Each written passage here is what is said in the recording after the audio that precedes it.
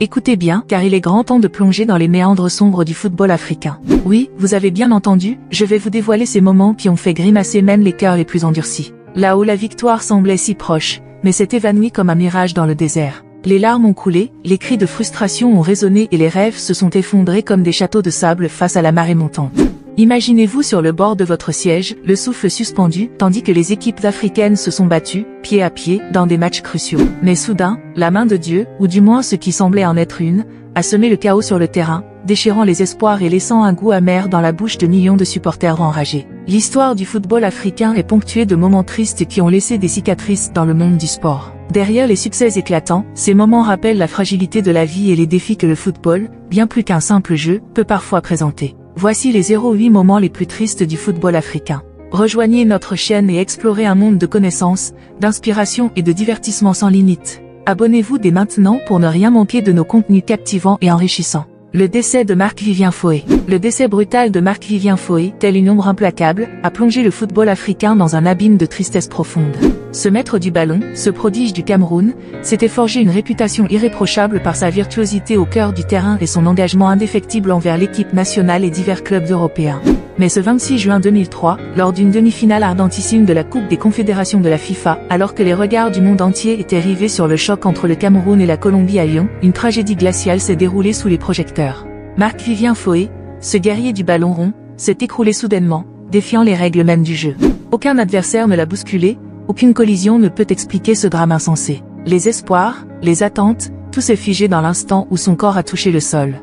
Les tentatives désespérées pour le réanimer, les mains qui s'agitent frénétiquement, tout cela n'a été qu'un requiem impuissant. La sentence fut implacable. Marc-Vivien Foé, ce géant du football, avait quitté le terrain de manière aussi soudaine qu'incompréhensible. La nouvelle de sa disparition a fait trembler les fondements du football et les échos de cette perte ont résonné à travers les continents. Les larmes versées, les moments de silence solennel sur les stades du monde entier témoignaient de l'impact de ce vide laissé derrière lui. En l'honneur de ce champion inoubliable, le stade de Gerland, théâtre de tant de ses exploits, a été rebaptisé Stade de Gerland, Marc-Vivien Foé, une accolade posthume qui témoignait de sa grandeur. Ainsi, chaque année, le tournoi Marc-Vivien Foé se tient comme une flamme vacillante, rappelant au monde la fragilité de la vie et le massacre de la Togo en 2010. Oh là là, accrochez-vous bien, parce que je vais vous parler d'un événement qui a secoué le monde du football et fait trembler les cœurs les plus vaillants. En 2010, l'équipe nationale de football du Togo a été frappée de plein fouet par une tragédie impensable. Imaginez-vous ça, des joueurs talentueux, des esprits déterminés, prêts à conquérir la Coupe d'Afrique des Nations, et puis soudain, l'horreur. Le 8 janvier de cette année-là, leur destin a pris un virage tragique. Alors qu'ils étaient en route pour l'Angola, leur rêve s'est effondré dans un cauchemar. Des rebelles armés, associés au front de libération de l'enclave de Cabinda, ont lancé une attaque sauvage sur leur bus. Les balles ont fusé dans l'air, les cris de douleur et de terreur ont déchiré le silence. Des membres de l'équipe, des âmes passionnées, ont perdu la vie. Le staff, des joueurs,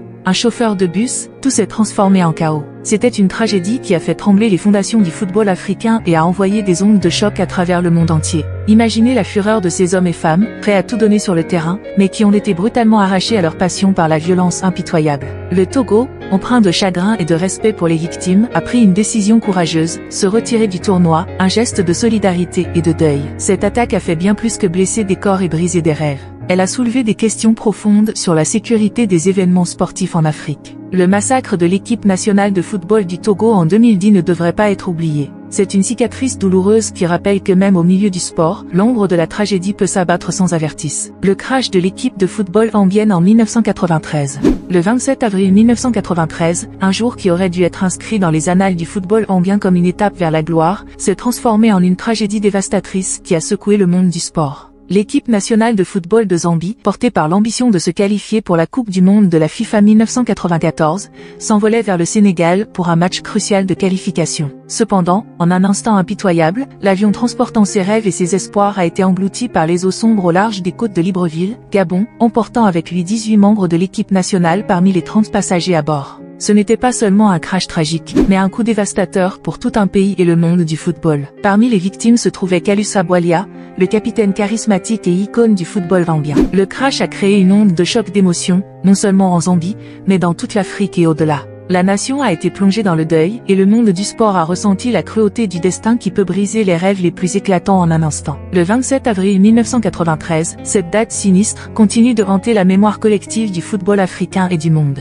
Rejoignez notre chaîne et explorez un monde de connaissances, d'inspiration et de divertissement sans limite. Abonnez-vous dès maintenant pour ne rien manquer de nos contenus captivants et enrichissants. Élimination du Sénégal en 2002. L'élimination du Sénégal en 2002 lors de la Coupe du Monde FIFA reste un moment triste et mémorable pour les fans sénégalais et les amateurs de football en Afrique. L'équipe nationale sénégalaise a réalisé un parcours historique et impressionnant lors de ce tournoi, mais elle a finalement été éliminée en quart de finale, mettant fin à ses espoirs de progression en demi-finale. Le Sénégal, dirigé par le sélectionneur Bruno Metsu, a surpris le monde du football en se qualifiant pour les quarts de finale de la Coupe du Monde 2002 en Corée du Sud et au Japon.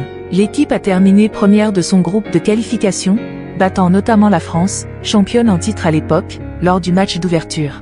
En huitième de finale, le Sénégal a battu la Suède pour atteindre les quarts de finale, devenant ainsi la deuxième équipe africaine de l'histoire à atteindre ce stade de la compétition après le Cameroun en 1990. Cependant, lors du match des quarts de finale, le Sénégal a été battu par la Turquie en prolongation, avec un score final de 1-0. Cette défaite a été ressentie comme une grande déception pour le Sénégal, car l'équipe était si près de réaliser une percée historique en demi-finale. Néanmoins, le parcours de l'équipe reste un moment de fierté pour le pays et le continent africain dans son ensemble, montrant que les équipes africaines peuvent rivaliser avec les meilleures équipes mondiales. Élimination prématurée de l'Afrique du Sud en 2010. En 2010, l'Afrique du Sud a accueilli la Coupe du Monde de la FIFA, suscitant des attentes élevées en tant que première fois sur le continent. Cependant, l'équipe nationale a connu une élimination prématurée en phase de groupe, décevant les fans locaux.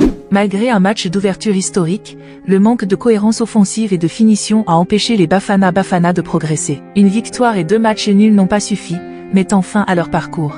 Bien que l'élimination ait déçu, la Coupe du Monde a tout de même laissé un héritage positif en termes de fierté nationale et de promotion de la diversité du football mondial. La tragédie du stade d'Ellis Park. La tragédie du stade d'Ellis Park s'est produite en 2001 lors d'un match de qualification pour la Coupe du Monde entre l'Afrique du Sud et le Sénégal.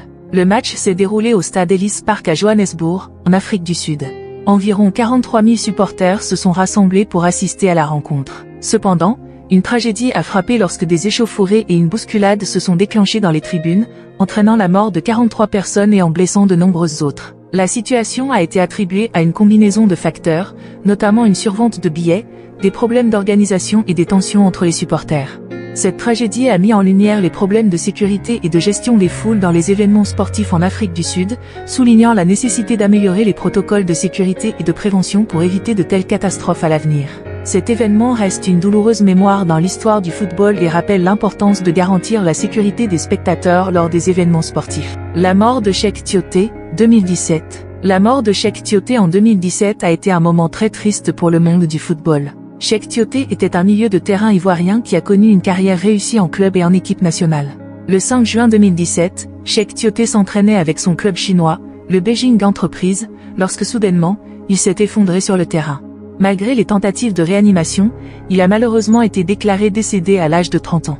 La cause de son décès a été attribuée à une défaillance cardiaque. Cheikh Tioté avait joué un rôle important dans le monde du football, notamment lors de son passage à Newcastle United en Angleterre, où il est devenu un joueur très apprécié des fans pour son engagement sur le terrain et sa combativité. Il avait également été un membre clé de l'équipe nationale de Côte d'Ivoire, avec laquelle il avait remporté la Coupe d'Afrique des Nations en 2015. Sa mort prématurée a choqué la communauté du football et a suscité une grande tristesse parmi ses coéquipiers, amis, fans et collègues du monde entier. De nombreux hommages ont été rendus à Cheikh Tioté pour sa contribution au sport et pour sa personnalité aimable en dehors du terrain. Rejoignez notre chaîne et explorez un monde de connaissances, d'inspiration et de divertissement sans limite.